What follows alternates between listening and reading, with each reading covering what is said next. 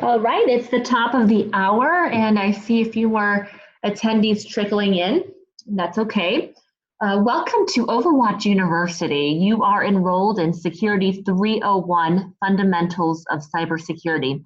My name is Susanna Song. I'm the Director of Marketing and Communications at Highwire Networks.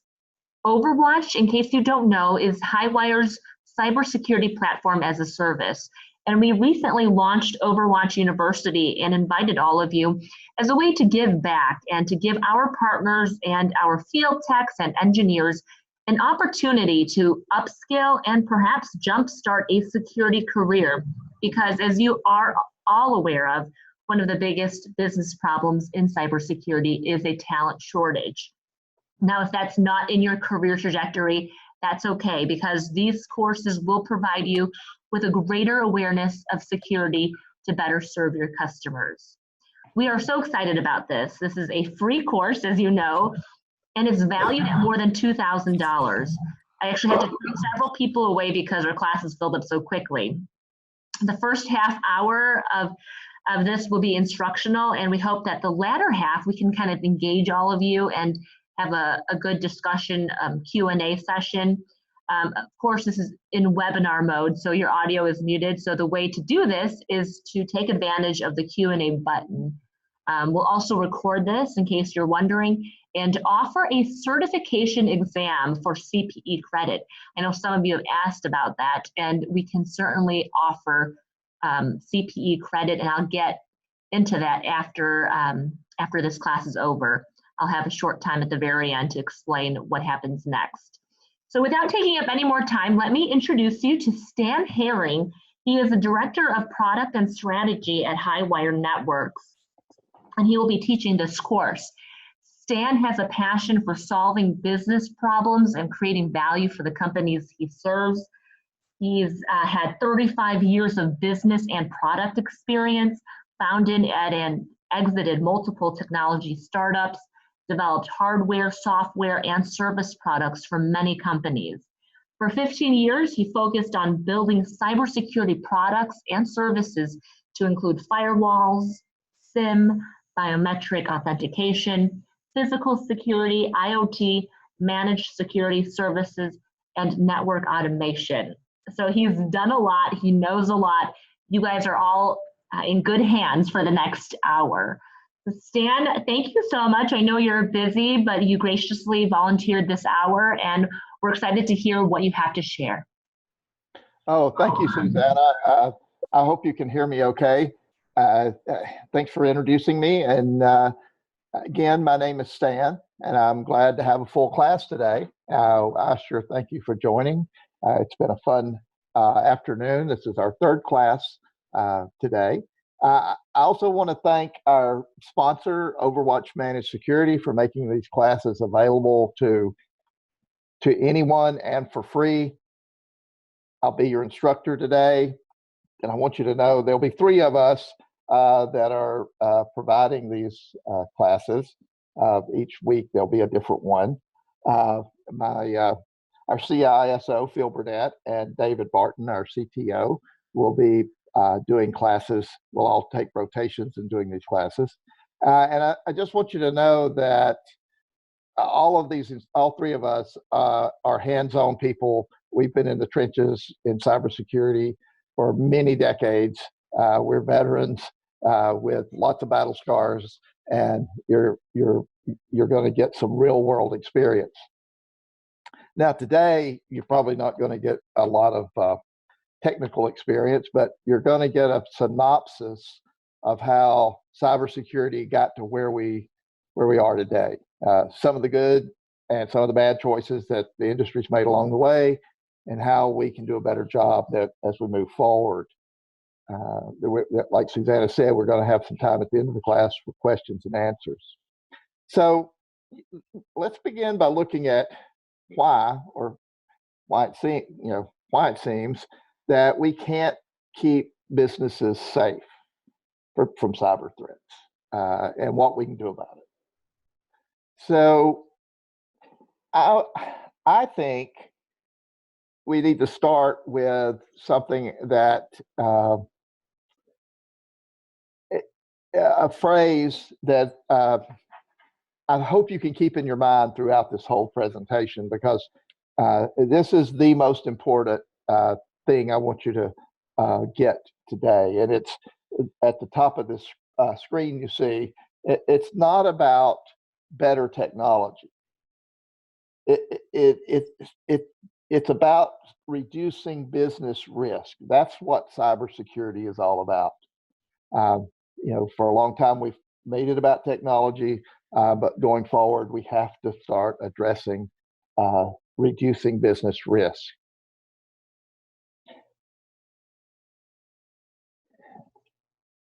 Whoops. Oh, excuse me. So if we look at who's on the call today and have been on these calls earlier in the day, several of you in this class are more than likely business owners, and like you, other businesses of all types are actually having to address risk in their business. And for the most part, most businesses are responsible. They act responsibly to reducing risk and liability. They do the right things, and most businesses buy liability insurance to reduce financial risk. If you're looking at the screen, cybersecurity is the #1 item of the top 5 business risks for 2020. The problem lies in the fact that when it comes to cyber-related risks, most businesses, even though they do a good job on the other types of business risks, they don't do such a good job on reducing cybersecurity risks.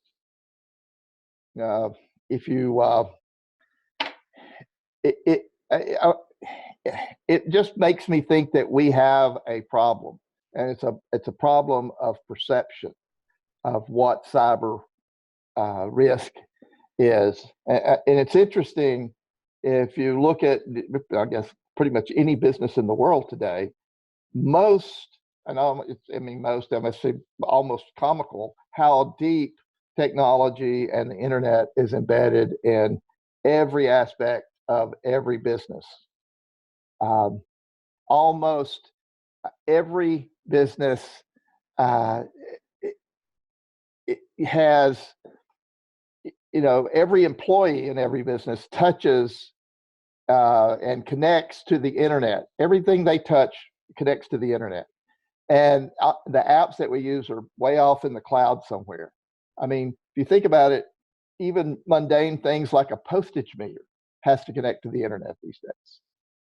So if you think for a second about what's at stake when a business is hit with a security breach like ransomware, I mean, if you see the screen in front of you, you got lawsuits, business interruption, loss of revenue, customers that you lose, and more importantly, damage to the business's reputation. I mean, it takes that they've, a lot of these people have spent 100 years building a reputation, and it can be wiped out in a flash with a security breach. And something else that's a real risk for these businesses that I'm going to talk a good bit more about later is large fines from the different compliance programs like HIPAA or PCI or GDPR that can happen, or they can, fines that they get assessed with from these different compliance programs. So there's a lot at risk for anybody within the security space to reduce risk around cybersecurity. So why is it that businesses perceive and respond to cybersecurity risks different than they do other risks? Today, about 70% of business owners, they know that the risk of a cybersecurity breach is more than 50-50. For a small business, the risk of a breach at this point in time is about 50-50. And it's growing at an alarming rate. It's gone from 43% to 50%. About 43% of cyber attacks overall are aimed at small businesses, but according to statistics, only about 14% of small businesses are actually prepared to defend themselves. So that means 86% know they are not equipped to handle a breach. And another interesting fact is that 62% plus, 62 to 64% of small businesses have no type of cyber insurance. All of that's alarming, and as security professionals, this steps right on our jobs. I mean, this is what we're out here to do, is protect these businesses. So I want to back up just a little bit, and I want to talk about the kind of the evolution of, and we'll talk about kind of how we got to where we are today. If we go back to the 80s, it wasn't cybersecurity didn't amount to a lot. I mean, it was mostly just antivirus we were putting on our computers, and that was enough because most of us were just on AOL dial-up back then. So as we rocked along and came up to the mid 80s, we got some enhancements with those antivirus programs, but it didn't take but literally weeks to for hackers to kind of find their way around that. But we rocked along to the 90s, and as the internet became much more prevalent, and we got high-speed network connections, and kind of watched the dial-up stuff go away. People started installing firewalls, and as at that particular time, most businesses were implementing websites. Most smaller businesses, especially, didn't have websites up until that point, and most of the security concerns were in how to protect those websites. Then, as we go on up to the 2000, 2010 area, one of the things that was very prevalent in that period, as was the time when I was deeply involved in this particular type of security, Wi-Fi began to reach mass deployment. So the typical network, left the building, so to speak. So Wi-Fi broadcast way outside the walls of the physical network. So there was a lot of breaches, people sitting in the parking lot connected to the internet, and hacking point of sale systems and all sorts of things.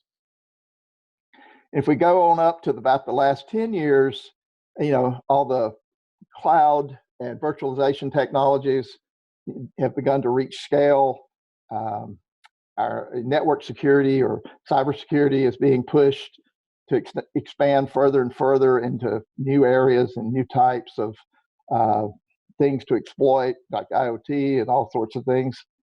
And then, of course, the explosion in cloud-based applications, and just the overall number of breaches. To address all these different things that are happening, the industry has taken the approach that every time something pops up, we'll just create another point solution to try to put that fire out. Today we have over 1,000. Somebody told me 1,700, but I'm afraid to use a number that high, but I know there's over 1,000 security-related point solutions. And then on your screen here, you'll see a small amount of them. I can't get all of them on a slide, but that's a lot of point solutions. And I'll call your attention to the quote over there by ReliaQuest, which last year did a study on point solutions, and they said that the rapid increase in new cybersecurity tools limits their return on investment, and it increases the risk of cyber threats. The report discovered that there is a security tool tipping point where the number of cyber solutions becomes overwhelming and actually increases the level of risk. And I have certainly experienced that in my time in the security industry. We keep throwing more technology to address single problems as they pick up, and it becomes overwhelming. Oops, becomes absolutely overwhelming. So, that in itself pushes us to another issue, which is that in addition to the cost and complexity of these cybersecurity tools, the threats have grown as fast as the tools we're trying to put the fires out with. So today, we're seeing a huge uptick in the number of people needed to provide cybersecurity, and a lot of that is caused by this, having to manage so many tools, and we just keep throwing technology at these problems. And to actually go a little further into that idea, if we, according to a lot of research, today across the United States, just the United States, we have over 800,000 people employed in cybersecurity. And these aren't low-end jobs. I mean, the average job out there in cyber as a cyber professional is the average annual salary is $123,000. And there's about well, I said 500,000. There's actually, as of last week when I checked, 498,480 jobs available in the cybersecurity field for professionals, just to meet the demand we have today. So if we could meet the demand we have today, we'd have 1.3 million people out there trying to keep businesses secure. And this cost and scarcity of qualified personnel in itself has created risk, because businesses that need professionals to do this work can't find them, and if they could find them, they can't afford them. So it puts them at risk. To remedy that, most small to mid-sized companies turn to MSPs because the MSP has some more scale, and they can spread that cost across multiple businesses. But the MSPs can't find those, even if they can afford them, they can't find those cybersecurity people. So especially in the smaller markets. So not only that's a huge opportunity for MSPs, but one that in certain areas is extremely hard to address. So as we take our journey through this whole thing, we find that, oops, pardon me, guys, I apologize for that. So as we walk through this whole thing, this whole journey of how we've gotten to where we are, and we've seen all these, how we've grown into all these breaches and risks and all the different things that we've done to correct them. Probably the thing that's had the most influence on that has been compliance. Security breaches are growing at the fastest rate ever, and it doesn't matter what type of business or other entity, whether it's private sector, public sector, whatever, every type of business has a specific mandated compliance standard that they have to meet. All of these are controlled by the organizations that regulate them, and most of these standards have significant penalties for failure for these businesses to comply.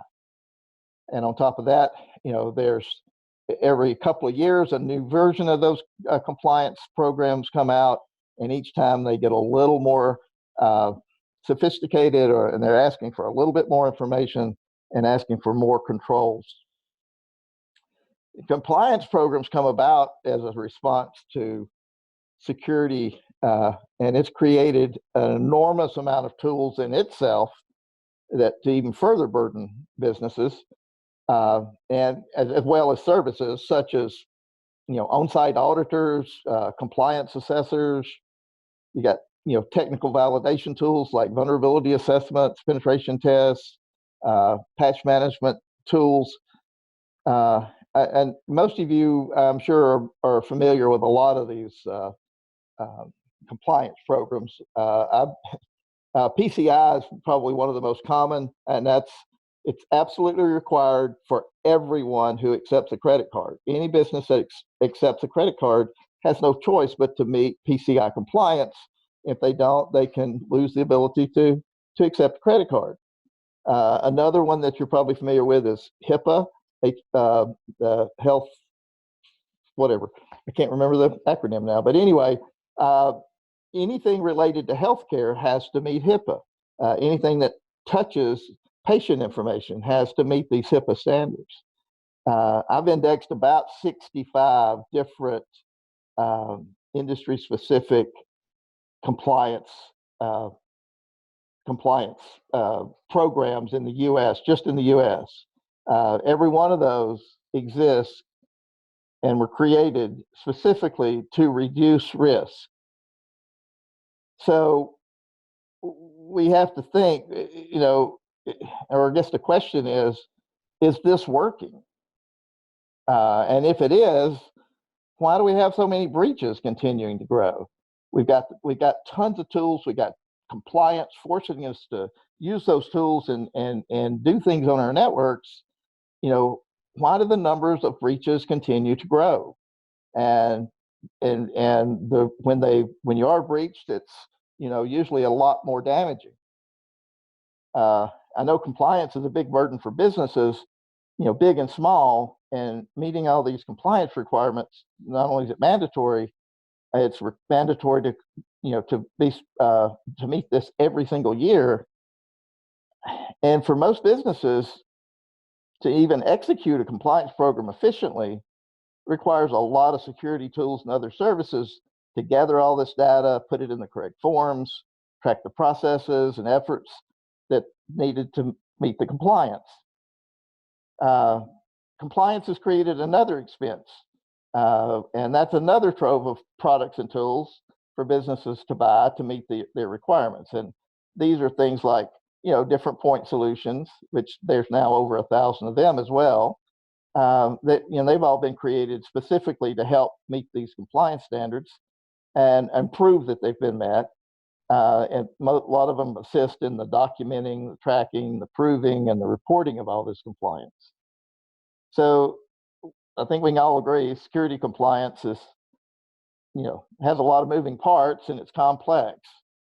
Each one of these compliance programs can have anywhere from 200 to 600 individual requirements. It makes the cost for a small to medium business somewhat staggering in order to pull this off.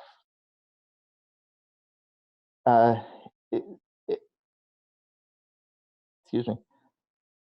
And as we talk about this compliance, I don't want you to get the wrong idea. I'm not saying that compliance is a bad thing. It does exist to help businesses get started. Matter of fact, most businesses wouldn't even be as far along as they are in taking responsibility for cybersecurity if they didn't have the compliance programs pushing them. But meeting these compliance standards has obviously not protected the businesses from getting hacked.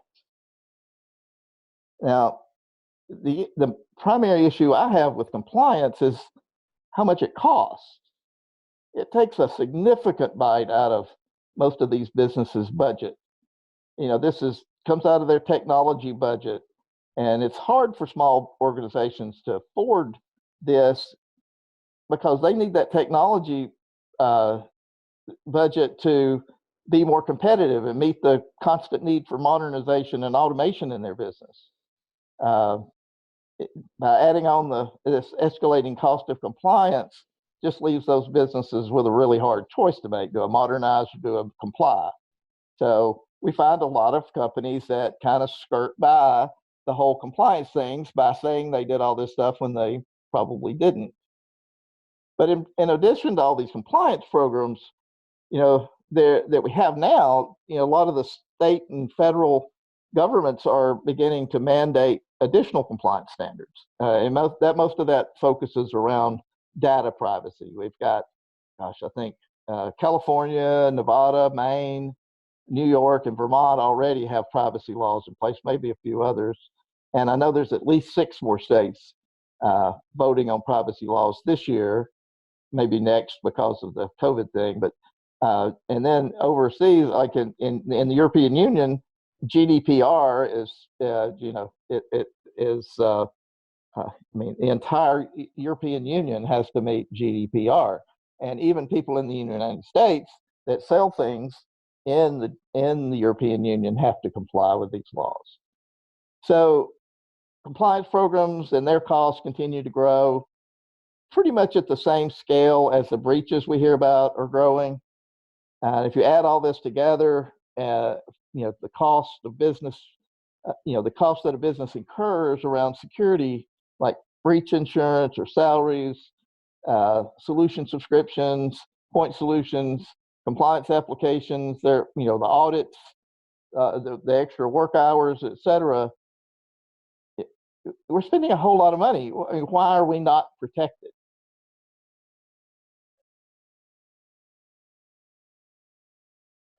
Well, what the heck are we doing wrong? I mean, this is a really big question. My wife told me the other day that the definition of insanity is doing the same things over and over, expecting a different result. I thought that was quite clever. And as I think about it, for about 20 years, when I say we, I mean the cybersecurity industry, we've been in a loop of doing the same things, expecting different results. And it's blatantly evident that our approach to the cybersecurity has got to be updated. We started off about 25 years ago working under a model, and honestly, it was the only model we could really work with. It's called trust but verify, and we just didn't have the tools and things that we have today. But trust but verify 25 years ago made sense, but today it doesn't. It was our only choice then, but we have to find something different today.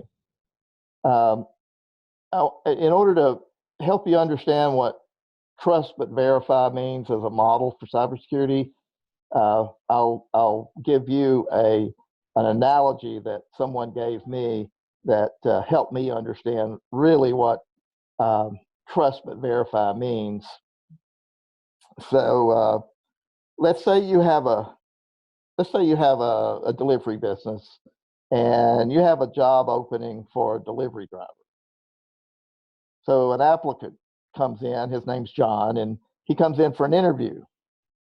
And during the interview, you ask John if he has a car, which is required to do the job. And John quickly responds, yes.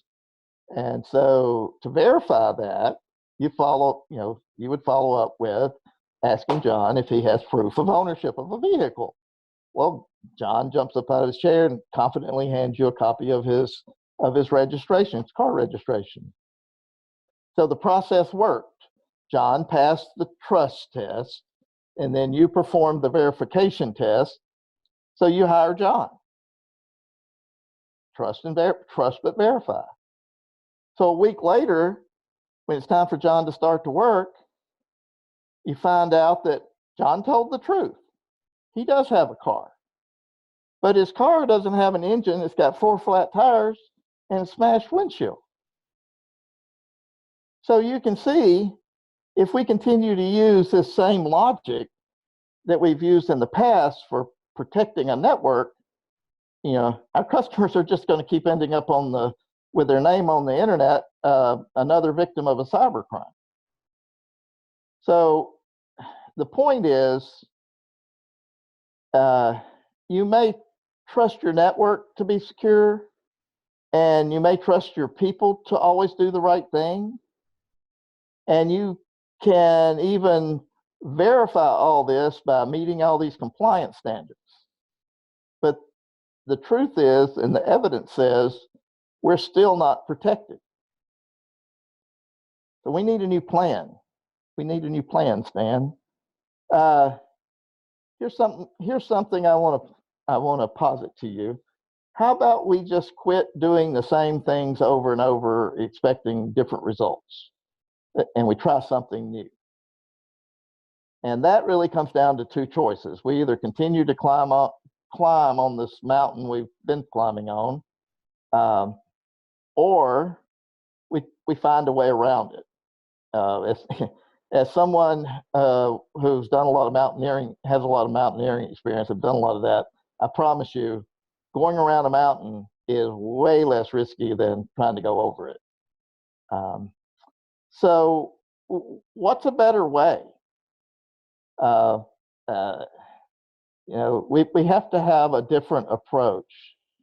And that's really interesting for, for people who are just starting out in security.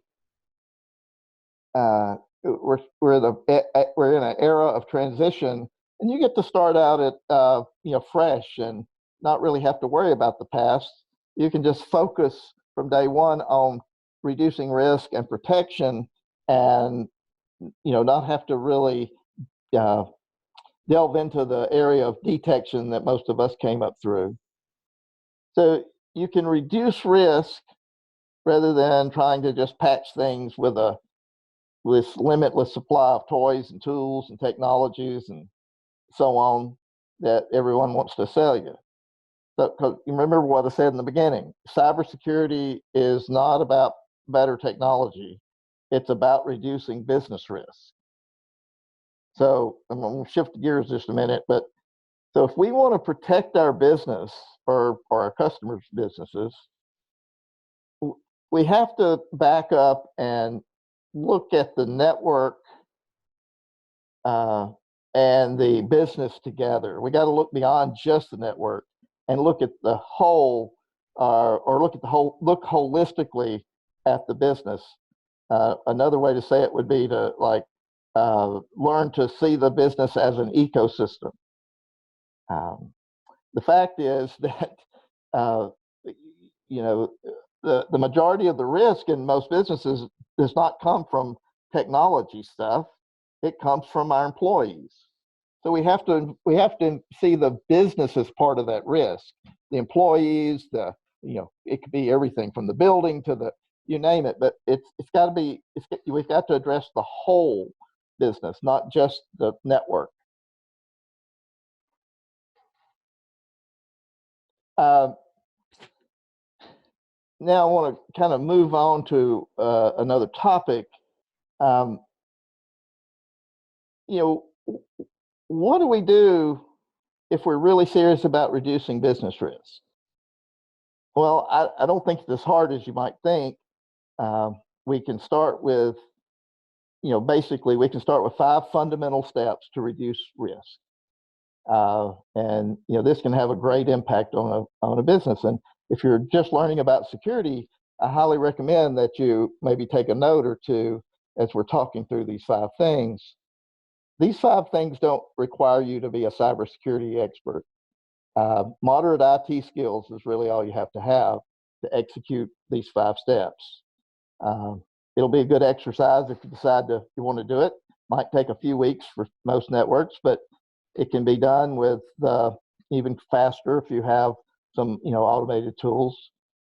But let's start off. I want to remind you to maybe take notes on this. I think I may have already told you that, but the first thing to really get a handle on risk is we have to start with a comprehensive network inventory.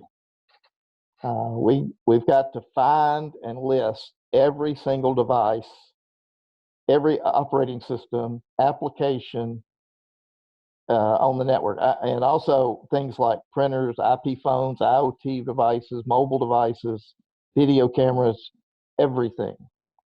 We need to know what we're trying to protect. And then once we get that information, we dig a little deeper and we start identifying, are all of our operating systems up to date, and are they still supported? Is patches still available for them? And we look at the applications that we're using. Are they being kept current? Do all the operating systems have software patches applied? That every single patch that should be applied, is it applied? And basically, we're looking for weak links anything that you think might or could be exploited.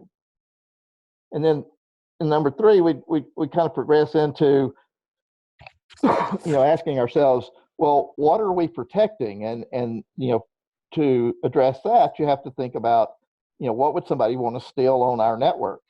There's a lot of times when people just want to wreak havoc, but most of the time, cybersecurity is about stealing something.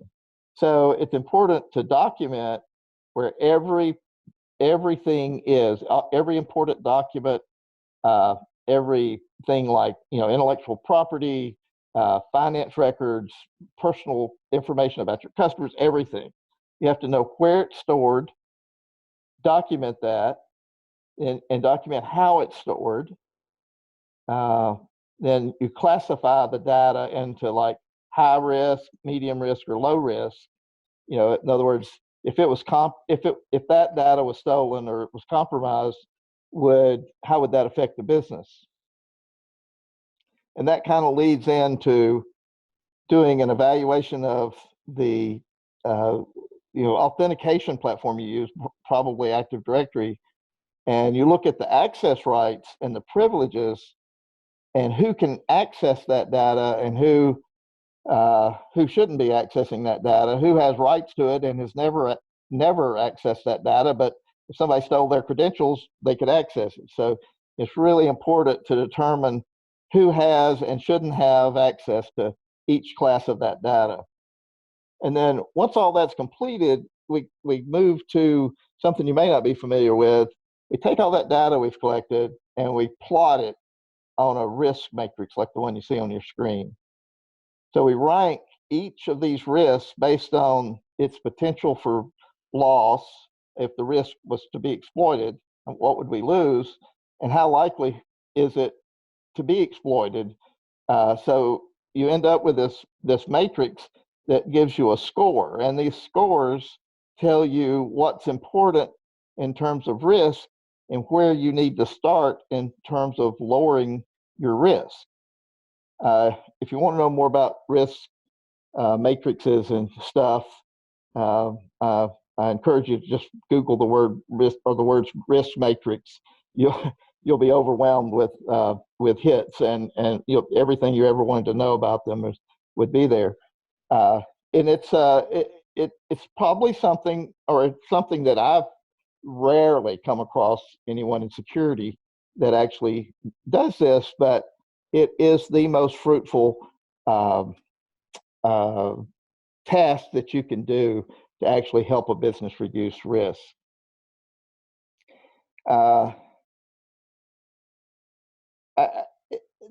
There's also, I want to fill you in on something that's really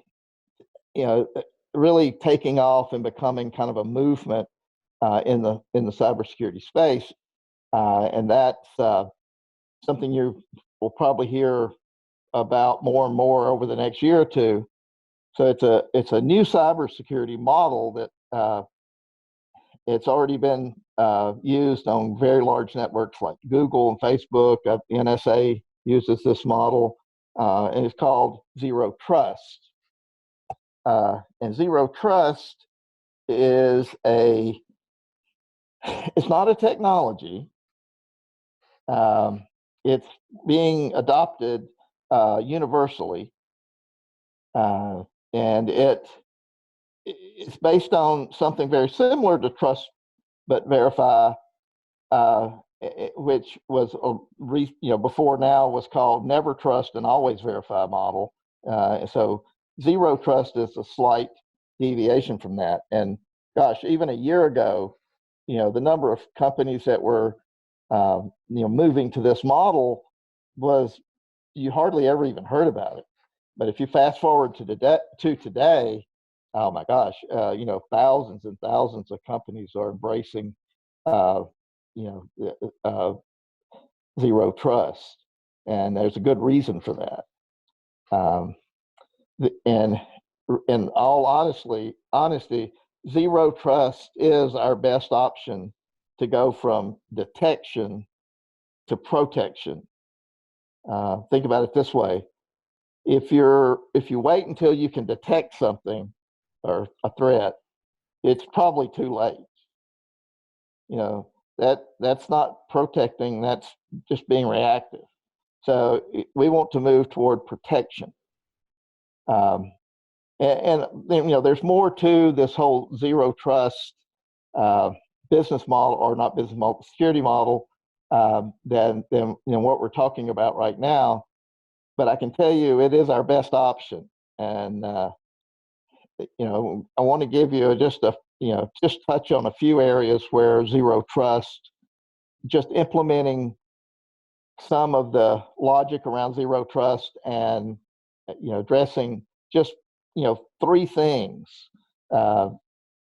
You can greatly reduce risk on your network. So one of these three areas is changing your approach to authentication, which means enhancing your security around identity and access management. Using or converting to a tool that has passwordless authentication. Having tools to get security reports out of your Active Directory, and things that can give you, help you tell the levels of access that your employees have, who has what access and why, and so on and so forth. Just that one thing can have a huge impact. You take passwords out of the picture, where you go with passwordless authentication, and you don't have to worry about the passwords anymore. Not only does it reduce the amount of work you have to do, but it greatly improves your security posture. The other thing is real-time patch management. There's tools on the market now that actually check to all of the different application and operating system companies, or types of things out there, and it pulls patches in immediately upon them being released. So you're not in that exposed window. I mean, obviously hackers know that from the time a breach is discovered till the time that patch is loaded, they've got to, if they're wanting to exploit that breach, they've got a short window, so they're going to work extra hard. So so that's a really aggressive but very, very effective way to continue to reduce risk. And then the third thing is just finding all your data, like we talked about earlier. Any kind of sensitive data or high value data that you have on that network. You have to do things like limit the access to it, of course, but also back it up very often, encrypt it. Make sure that all that sensitive data, whether it's in motion or what, is highly secured and access is limited. So of the companies that have really adopted just these three things, whether it's a small network or a really large one, it's been proven effective in reducing this or bettering the security posture of the networks that's implemented it 40 to 50%. And the good thing is, it's not an expensive thing to implement. It doesn't take a huge level of effort to implement these things as well. And beyond what we've already discussed today, there's a lot more things around zero security that you're going to hear about as if we have more of these sessions. We have one. I think our CTO is going to have a class specifically on zero trust. It is absolutely worth your time and effort and investment in learning as much as you can about zero trust. We're out of time, now, but and we're going to need to start taking some questions. But I just want to tell everybody that's on here how much I appreciate you being here, and I truly hope you got something useful out of this. Most of the classes going forward will be much more technology based. You're going to get to see a lot of the tools that we use, how we use them, and how the processes that we use to find find threats, kill those threats, the entire kill cycle. So, I highly recommend that you continue to watch these classes, and you're going to learn a lot. And now I just want to turn this back over to Susanna, and I'm ready. Yeah, I'll be more than willing to answer questions. If you ask a question that we can't get to today, Susanna will provide that to me, and I will send you an answer within the next day or two, and we'll compile all of these questions and try to send them all out to everyone so you have them as a reference. I will be sending this, the transcript of this class out, and it will be recorded as well, if so that you can have it for future reference. Susanna? Well, thank you, Stan. I know you're so busy. Again, thank you for volunteering your time and sharing your knowledge. You have just immense knowledge on cybersecurity and technology, and we're so grateful. So thanks again. If you haven't submitted a question, looks like we have 4 questions, and we've got about 15 minutes left of this class. So feel free to send them my way, and I'll try to get to all of your questions. While I ask questions to Stan, I'll also be sharing some polling questions. You'll see that on your screen momentarily. The answers you provide will help me as the marketing director to help enhance and improve our security courses. We want you to get the most out of this. Of course, it's free, but we want you to learn, whether it's because you want to become a security analyst one day, or because you want to help your customers and you want to serve them better, because as we know, cybersecurity is not going away anytime soon. So Stan, if you can answer some of these questions. The first question we received, this person is asking, other than that risk matrix you shared with us, are there 1 or 2 practical takeaways to mitigate risk that's cost effective? Yeah, I mean, and even if you don't do the risk matrix, I think one of the most important things of all is to find and define the the documents and everything that you have. What are we protecting with all this cybersecurity? That's one of the that's one of the first things we need to do, and that's usually just a matter of it doesn't take money to fix that. That's about limiting access to that data, making sure it's hard to get to, etc. Making sure it's on a very secure machine, things like that. Another thing that you can do is you can go to you don't have to pay for this, but you can just go to the internet and get tons of information to build a some sort of curriculum, and spend a few minutes, maybe once a week. You send a little newsletter that people have to reply to.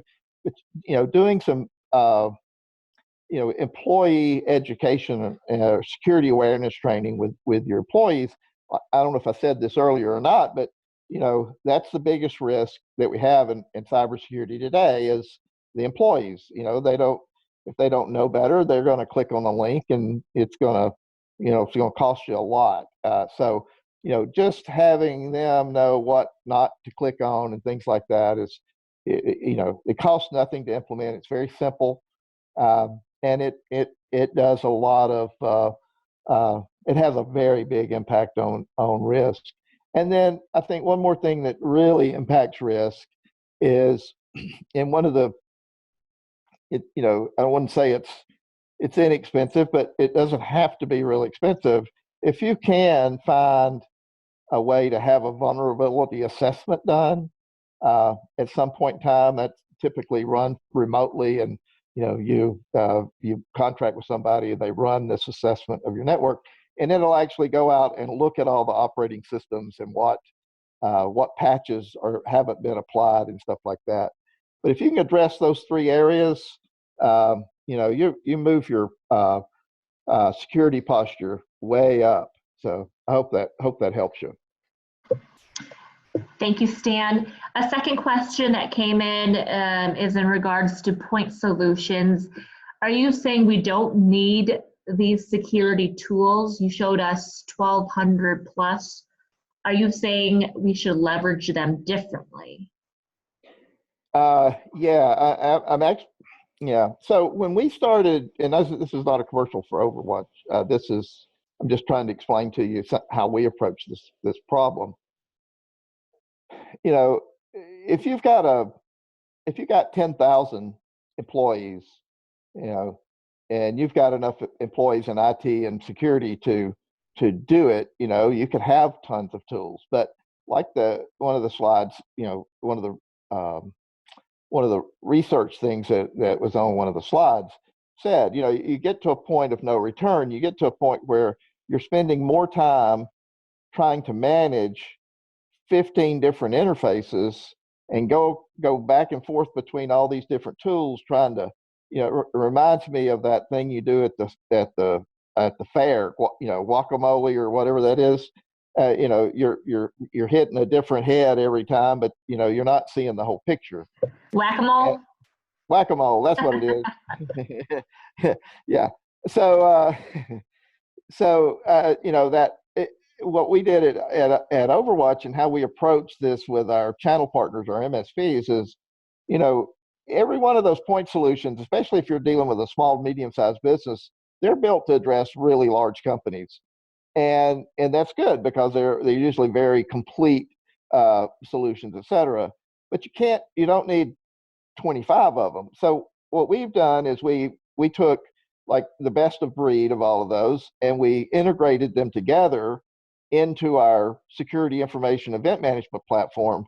So we're pulling that data into one single point of view, one pane of glass, and we have you know, artificial intelligence and machine learning you know, applied to that. So you know, we're getting real actionable data across all of these platforms, or you know, not all 1,700 because we don't need that many, but you know, we're getting that information that we can use. So that one of the big effects of that, or one of the big benefits of that, is that you're getting um, a benefit of our scale. You're not having to pay for all of those things. You're not, you know, you're not a five-man shop trying to run 20 different platforms. And, you know, we're running maybe, you know, 10 different platforms, but we've got way more people and they're working over, you know, 24/7, 365. So, you know, we can bring some scale to that so it doesn't cost a lot, and it takes the burden off of the, you know, MSP or the you know, the IT department or whatever we're particularly working with. So, you know, you've got to have some point solutions. It's just that, you know, you or this has been my experience of being on, you know, the business side of this. You you're having to change them about every 2 to 3 years because somebody comes out with something better and this, that, and the other, and or you have a big customer that wants you to, you know, they want this implemented, and you know, so on and so forth, and it just becomes unbearable in the amount of time and effort and all. And it's just, you know, again, if we focus on reducing risk rather than just pushing more, you know, toys and technologies at these things, will that's a better way to position, you know, improve our security posture than just doing a lot of monitoring. Again, we need to protect rather than monitor. All right. Thank you, Stan. One last question I'm going to try to get in before we end today is, do you see entry-level positions available in the industry where the proper training would be made available? Or are these opportunities only available to certified applicants? Oh, absolutely. There's opportunity for people at you know, at the, I guess at the, you know, what's the word I'm looking for? Apprentice type level.